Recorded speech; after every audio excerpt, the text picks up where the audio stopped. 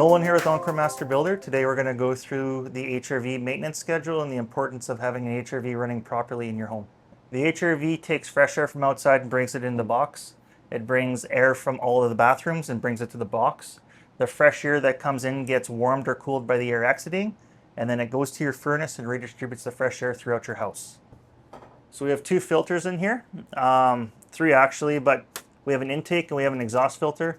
The exhaust filter looks fairly clean. You get some drywall dust and everything, but that's about it. The major culprit is the fresh air filter. The fresh air filter brings in whatever's outside, so you get bugs, you get tree fuzz, you get anything that gets sucked in from outside.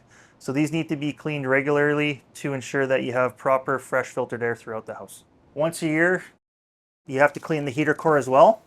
This core comes out, and what you need to do is take it to outside, and you take a heavy stream of water and just clear out all the dust and bugs from the fresh air filter. When cleaning the intake filter, the best thing is to take it outside, get all the bugs and all of the fuzz away before making it wet.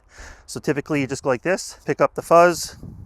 If you have a vacuum, you can also vacuum it out and make it a little easier for you.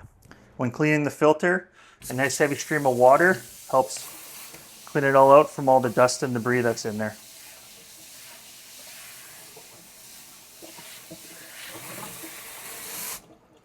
You can kind of see the difference between the dirty and the clean side. When cleaning the filters, you want to do it in temperatures above 0 degrees. The filters are wet, and this brings in fresh air from outside. So if it's -30 out, you're going to freeze the filters. So it's always recommended to clean it in the early spring, and late fall, and temperatures above 0 degrees. For the condensate drain, you are going to get bugs and some collection of water here and condensation. Take it off. Take it to the sink and just run water through it with vinegar and get it cleaned out, and that should be done every year as well.